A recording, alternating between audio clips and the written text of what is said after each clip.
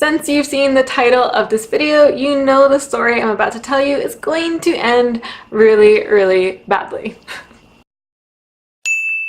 For a while now, I've been kind of trying to reevaluate my life, in all aspects, and one of them is, of course, dating. My dating track record kind of sucks, for lack of a better word, And as I've been thinking about it, there's these stories that come to mind, and I thought I would share one of them with you today. And this is the milder one that I could think of. The other one's kind of insane, which maybe I'll save for another day if you are curious. Now, I'm not going to give excuses, but I will try to give an excuse / explain the factors as to why I think maybe I acted the way I did in this story and why I was maybe too naive and trusting in this story. And the first factor is that I was quite young and inexperienced in dating at the time of this story.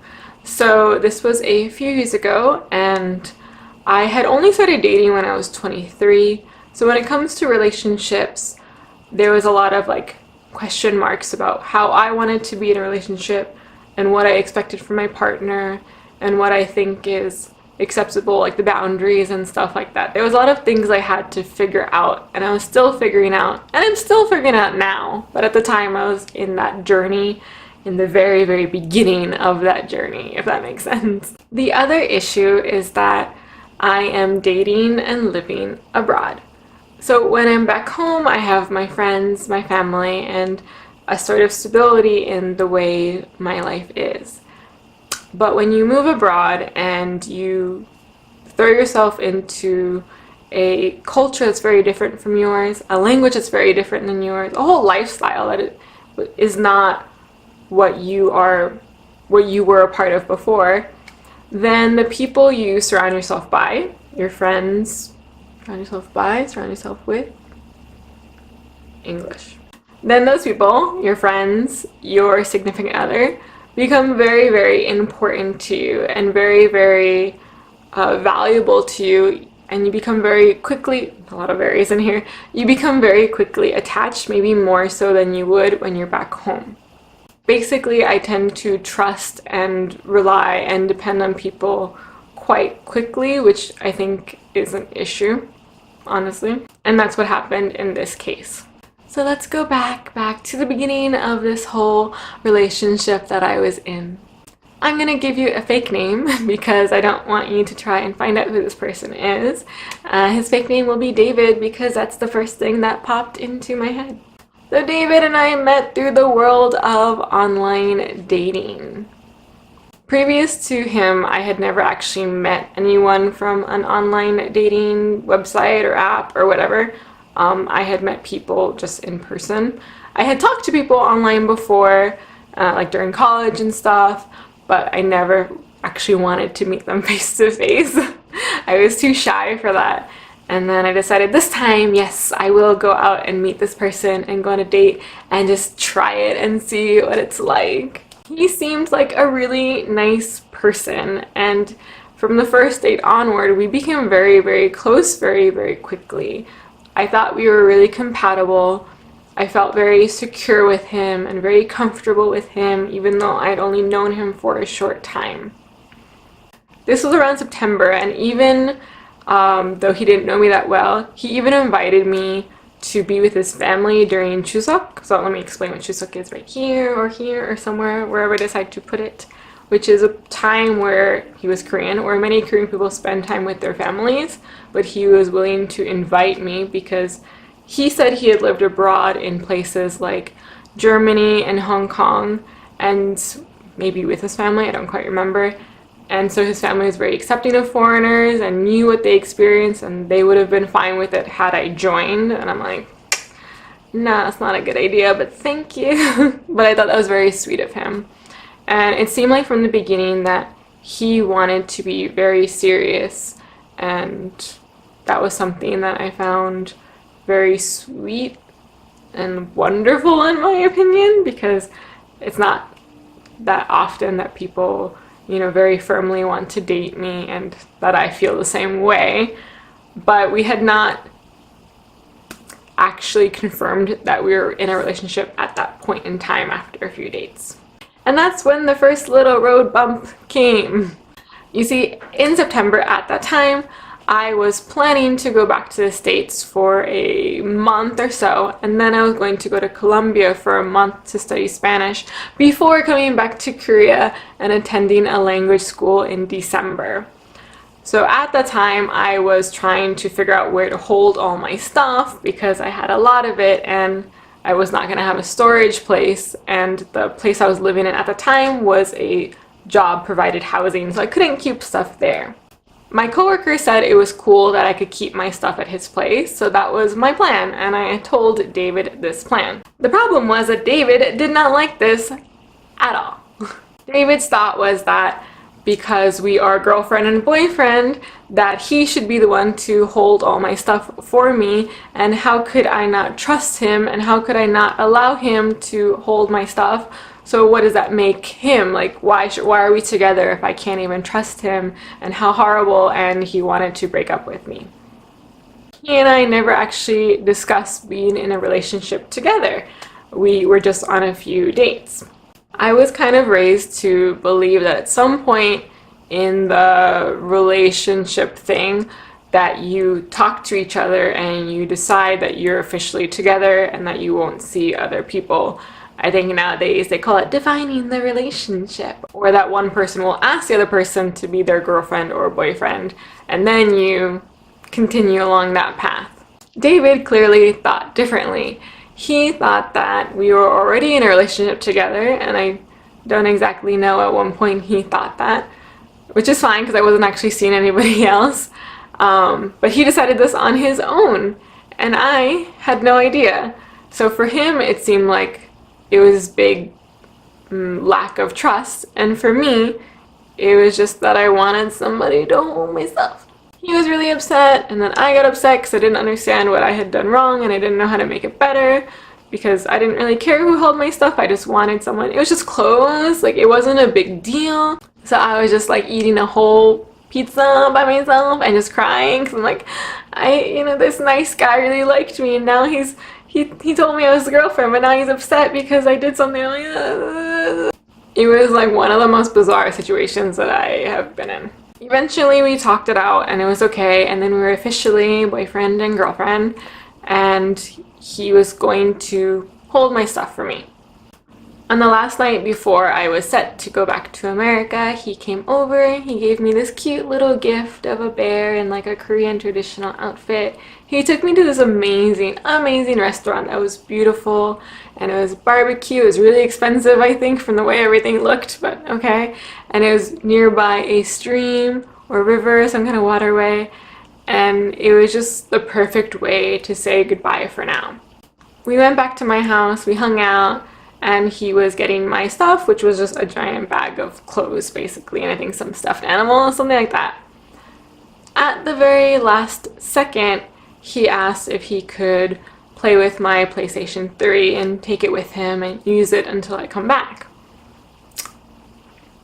At the time, I bought it off of my friend for like a couple $100, and I was just gonna let my friend hold it for me until I came back because he lived in the same building as I did. But I thought, hey, he can hold it. He's already holding my clothes and other things. He's my boyfriend, so why not? So he left in his car with my clothes, my other stuff, and my PlayStation 3. Everything was fine. Even when I was back in America, we were texting every day, we were Skyping. It was good. I was gonna see him in a few months. He was gonna pick me up from the airport. We were gonna continue our happy little relationship that we're having. And then when I was in Colombia, everything changed. He stopped communicating with me like 100%. I couldn't find him on the messenger apps. I couldn't find him on Skype. I had no idea what happened to him. It was just like he disappeared, and I was freaking out. I was like, oh my god, he ghosted me. My boyfriend ghosted me. He eventually popped up again, but only to say that we couldn't date anymore. Unfortunately, according to him, I don't know if this is the truth or not, this is only what he reported, he said his grandmother died, and he was very, very close to his grandmother. So he decided he did not want to be in a relationship anymore. He wanted to focus more on his family at the time, which out of all the reasons you have to break up with someone, that's not a bad one. He said he would still pick me up from the airport and not to worry. He would still hold my things. It's not a problem. Yada, yada, yada. I decided I did not want to see him at the airport. Like, that is not the face I want to see after, 14 hours of flying, but we'll work out getting my stuff back when I got back to Korea. And it was hard to deal with. I was in Colombia with my family, and they were trying to take care of me as best that they could. It was not a fun time. Even going back to Korea was kind of difficult because it was around Christmas, and I thought we'd have like a nice little time together and spend Christmas together. And I was living in like a goshiwon for a week that was terrible, and my friend had to help save me from that place. It was just a mess. And things eventually got better, and I was contacting him to try and find a date for him to meet me and give me my stuff back. It took months. Eventually I started seeing another guy, and he knew the story, and he was like, why does this guy not give you stuff back? Like, this is not cool. Like, to the point that the guy wanted to buy me clothes because I didn't have a lot of clothes. I'm like, that's a little much. He did end up buying me a few items of clothing. I felt really bad about it, but he insisted. And okay, so yeah. So eventually things dwindled with the guy I was seeing, and I was still trying to get my stuff back from David.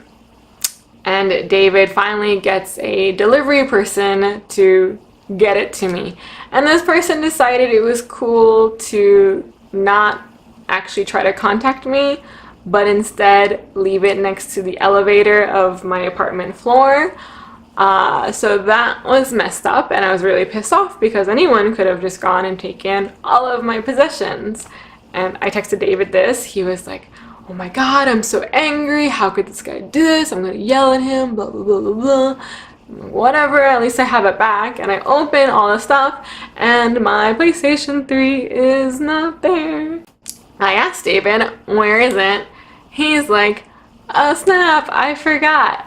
It's at my house still. I'll bring it to you another day. And I think we all know that he never actually did. I contacted him for like weeks about this thing. Where is it? Give it to me. If you really want it, at least pay me for it. Something. Because we didn't end on terrible terms. There's no reason for you to steal my stuff. And in the end, I never got it. So what could I have done? You must be thinking, wow, this girl is stupid. Why didn't you just go over there, get her stuff back, like stay in front of his door until he arrives, something like that? And the answer is, I didn't know where he lived. Fun fact, many people here in Korea live with their parents up until the age that they get married, or under certain other circumstances, like if their work is very far away, or some people will end up living with their significant others. There are different reasons, but many people still live at home with their parents. I was not ready to meet his parents, so I never actually went to his house. Stupid Cindy. Very stupid Cindy. The other very stupid thing about this situation is that I don't know his real name. And everybody is probably just staring at the screen in disgust and silence. Let me explain this one. A lot of people attach the idea of luck to their names and fortune, right? So if your name is deemed to be unlucky or may cause your family some type of misfortune, people will actually change their names. So in David's case, he was born and given the name X, right? And his grandparents decided, no, that name is unlucky, we're gonna change it to Y.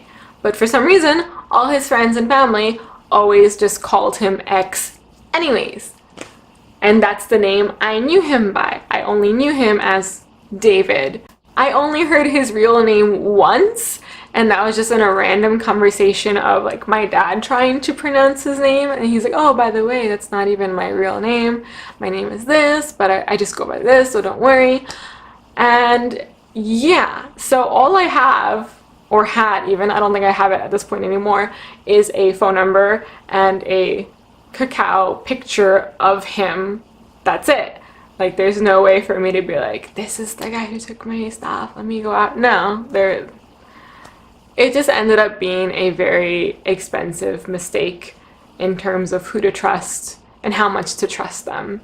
And even thinking back, he didn't tell me his real name. I never knew where he lived. It could very well be that he lied about many more things. Like, maybe he lied about growing up in other countries. Maybe he lied about his job. I don't actually know anything about him in the end. And that's kind of terrifying that I could see myself being with this person and thinking I knew a lot about them, and all of it maybe not being true. Out of all the, oh, this is gonna be sad. No, don't cry. Out of all the people that I had been in any sort of relationship with in terms of a romantic one, because there is a variety of those, right? He was one of the few people that kind of broke down my trust in others. So like, if you imagine a pane of glass and this glass is the trust, he definitely put more than a few cracks on it. And starting from him, it became very hard to trust people. And I do have another story of someone who didn't just crack that, but instead completely shattered my trust in others in terms of like, can I really be with someone and date someone, and can I fully believe everything they say? Like, if I can be lied to in this manner and treated in this manner, I don't know. It's very, very difficult to date and to be vulnerable and to be open, and that's something I constantly struggle with.